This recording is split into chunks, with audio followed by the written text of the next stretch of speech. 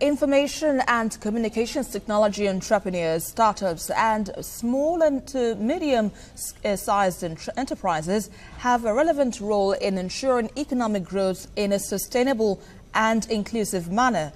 Well, they are involved in the development of innovative ICT-enabled solutions with a unique potential to make a long-lasting impact in global, regional and national economies. And that's an important source of new jobs, especially for the youth. An ICT consultant, Benjamin Shomola, joins us now via Skype to give his thoughts on this new age technology. It's a pleasure to have you join us on the news at this time. So how can small-scale entrepreneurs tap into this innovative venture in the face of, poor infrastructure like energy and other things that affect the business to thrive?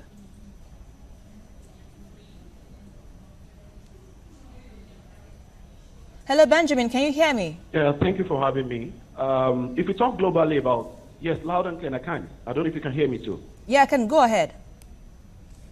All right.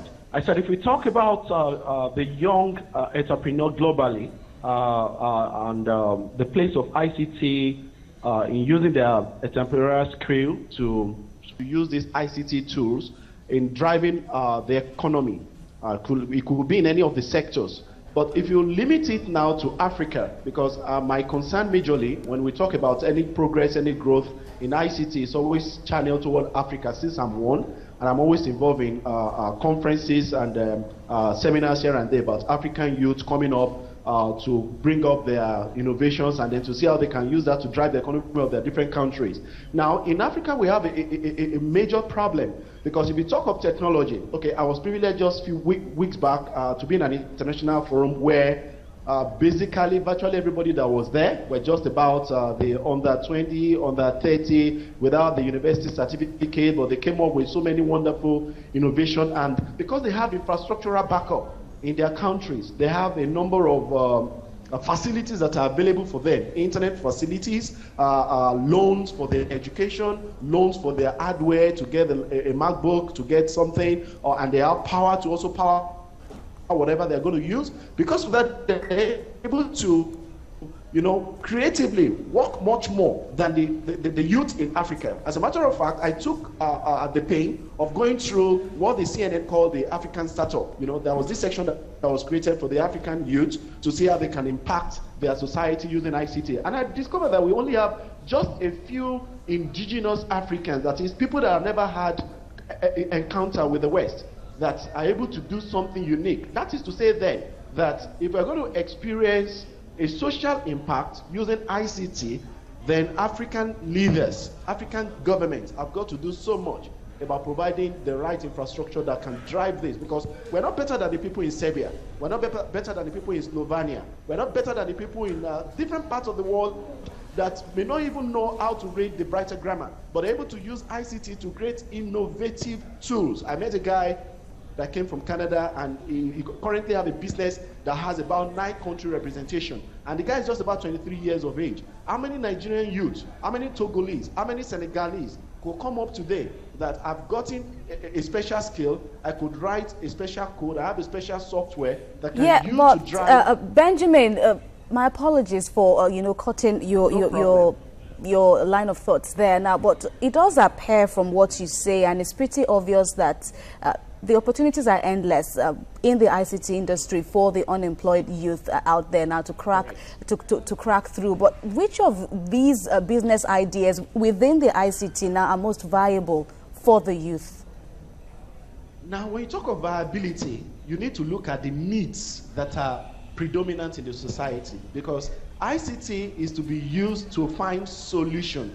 That's why we call it information communication technology, and anybody using that tool is called a solution provider. Now, to look at the viability, we need to, for example, let's narrow it to Nigeria. We have a number of youth, university graduates, polytechnic graduates that are, so to say, jobless now because they cannot find a solution to a number of problems. Let me throw this openly. Look at the pipeline vandalization. A number of countries have been able to develop software that could pop in a control center that could tell you when there's anything wrong with any machinery, any process. A Nigerian youth, for example, a Togolese or an African youth could explore that need and could create a solution, a software of some sort that could meet that. I saw a short clip of a Nigerian guy from Edo State that was able to design a drone. Now, he's never even gotten a university certificate, but he has the capacity to design a drone that could go way above about 100 feet in the sky. Such skill, solution that could be now, for example, Nigerian movie industry, they are looking at using drones to cover their film and all of that. If a Nigerian youth with such skill have the right facility, could come up with beautiful ideas of which we wouldn't need to look to the West and pay in hard currency to get some of the solutions to our generic natural problems. All right, with these ideas you seem to have mentioned, which is quite mouth-watering, do you think the Nigerian students or the Nigerian youth have the capacity or the capabilities to, well, do these things you say? Because, you know, all these things matters to the kind of environment they find themselves. Do you think they have that capability for such?